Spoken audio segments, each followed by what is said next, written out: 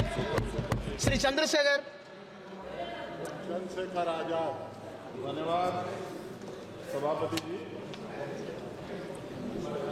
आज हम संविधान की गौरवशाली यात्रा पे जो 75 साल की बात कर रहे हैं, ये इनका काम है मेरा नहीं। माइक। धन्यवाद सभापति जी। आगे सर, आगे। आज हम संविधान की गौरवशाली यात्रा पे बात करने के लिए चर्चा कर रहे हैं। कल से ये चर्चा चल रही है सर। मैंने बहुत सारे दोनों पक्ष के और जितने भी हमारे मेंबर हैं सुना सर, उनको बड़े बड़े नेता हैं सर। इसके भाग 1 में लिखा हुआ है India that is Bharat, Hindustan नहीं लिखा हुआ है सर। लेकिन सारे नेता संविधान पर चर्चा कर रहे हैं, लेकिन हिंदुस्तान ही कहेंगे, भारत कहने की हिम्मत नहीं जुटा पा रहे हैं। ये बड़ा सवाल है सर कि क्या संविधान के हिसाब से बात रखी जा रही है। मैं धन्यवाद दूंगा फूले साहब बाबा साहब अम्बेडकर को और मेरे नेता मान्यवर साहब श्री काशीराम को। 25 नवंबर 1949 को संविधान को सौंपते हुए डॉक्टर बाबा साहब अम्बेडकर ने कहा था कि 26 जनवरी 1950 को हम विरोधाभास भरे जीवन में प्रवेश करने जा रहे हैं। राजनीतिक जीवन में तो हमारे पास समानता होगी, लेकिन सामाजिक और आर्थिक जीवन में असमानता होगी। क्या ये चुनौती आज 75 साल बाद दूर हुई है?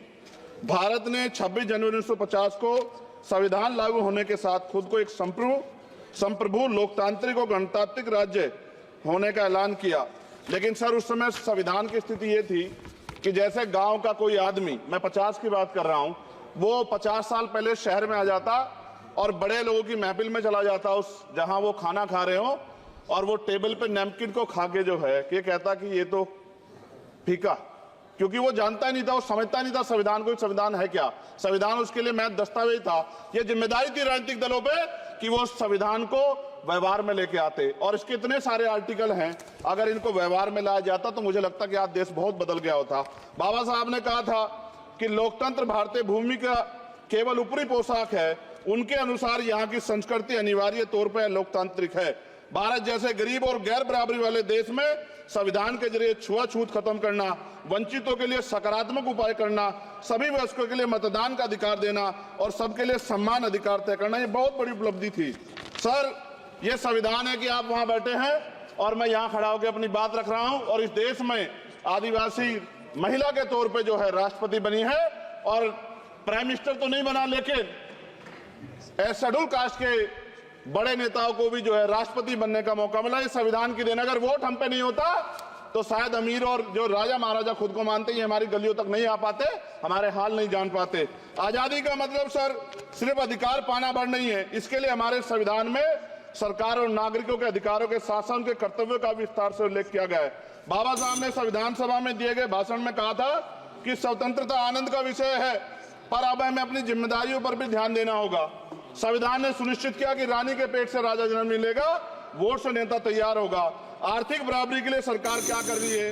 गरीब और गरीब हो रहा है और अमीर हो रहा है। सुबह उठते कहीं बम की धमकी मिलती, कहीं दंगे की। ये अमृत काल है सर या धमकी काल है?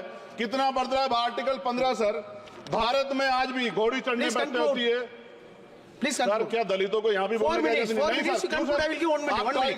सर? अगर सबको 4 मिनट दे दो, मुझे दे दो। सर ये भेदभाव नहीं चलेगा दलितों के साथ। Time is 4 minute, don't waste. भाई सर आप चेक करो, अगर सबको 4 मिनट दिए तो आप मना करो, मैं बंद कर देता हूँ इसको।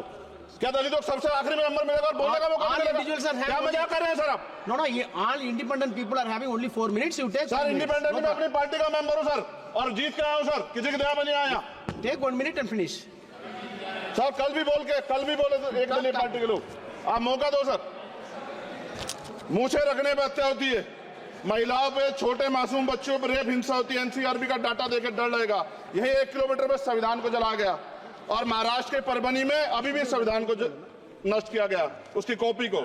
आर्टिकल 25-26 में संविधान में सभी को धार्मिक आजादी। कहाँ है दलितों की, मुसलमानों की, जैनों की, बौद्धों की, ईसाइयों की? छत्तीसगढ़ में सतनामी समाज को संविधान की अपनी धार्मिक आजादी के आधार पर जो है उनको अपमानित करके जेल में बंद कर दिया। संभल, अजमेर, अयोध्या सब इसका उदाहरण है। ये सरकार आलोचना डरती है। कितने लोग जेल में बंद है? मिरान हैदर, खालिद सैफी, उमर खालिद खान, सिफा खान, गुलफ्शा फातिमा और आजम खान साहब राजनीतिक विरोध में बंद है। सरकार यहाँ बैठी है, सरकार सामाजिक न्याय की बात करती है। बताए कितने दलित मुख्यमंत्री बना रखे हैं आपने? 13 ज्यादा सरकार स्टेट में सरकार है। कितनी महिला मुख्यमंत्री है? आपकी सरकार ने सुप्रीम कोर्ट के आदेश के बाद रिजर्वेशन प्रमोशन में जारी नहीं किया, और ओबीसी को पॉलिटिकल रिजर्वेशन आप देंगे नहीं देंगे, आप बताने का काम करें। मैं 75 साल की गौरव यात्रा में हम एक सभ्य समाज नहीं बना पाए, इसलिए जाति आधार पर SC ST OBC के बच्चों को प्राइमरी स्कूल से लेकर उच्च संस्थानों में भेदभाव किया जाता है। सरकार निरंकुश हो गई, कोई बुलडोजर से कार्रवाई करता है। कल मंत्री जी ने कहा हमने राष्ट्रीय पिछड़ा वर्ग आयोग बनाया, 69 शिक्षक भर्ती में उसकी सिफारिशों को नहीं माना। EWS के जरिए आपने संविधान पे आरक्षण के प्रावधान पे हमला किया। 1 मिनट में खत्म कर रहा हूं सर। संविधान सर, न्यायपालिका में आर्टिकल 124 ये कहता है सर, ये अधिकार जो है, Sanjay sir ji please conclude sir 1 minute में प्लीज संविधान में न्यायाधीशों की नियुक्ति का अधिकार राष्ट्रपति के द्वारा होना चाहिए, अभी तक नहीं हो रही है। All India judicial service commission कब बनेगा? क्या चंद परिवार ही सर जज बन सकते हैं? और आज हम सर, मैं सरकार से सवाल पूछना चाहता हूं सर, सेवाओं में SC ST OBC वर्ग का कितना प्रतिनिधित्व है?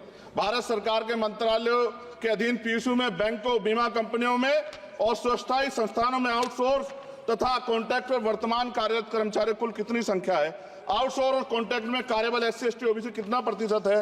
निजी क्षेत्रों में कार्यरत कर्मचारी, उनके SC ST OBC की वर्ग लाभ। सर खत्म कर, लास्ट पॉइंट सर, मैं फिर स्पष्ट तौर पर कह रहा हूं सर, यहां बैठे SC और OBC के मेंबर से कह रहा हूं सर, उनको सामाजिक जिम्मेदारी का ध्यान भी रखना चाहिए। पार्टी के प्रति वफादारी के साथ साथ अपने वर्गों के प्रति ईमानदारी भी रखनी चाहिए। ईमानदारी नहीं होगी तो उन वर्गों का भला नहीं हो सकता, और हमें बहुत सरकारों से उम्मीद नहीं है। बहुत बहुत धन्यवाद सर। थैंक यू, बहुत बहुत धन्यवाद सर। आज संविधान की ऊपर चर्चा करने के लिए आपने मुझे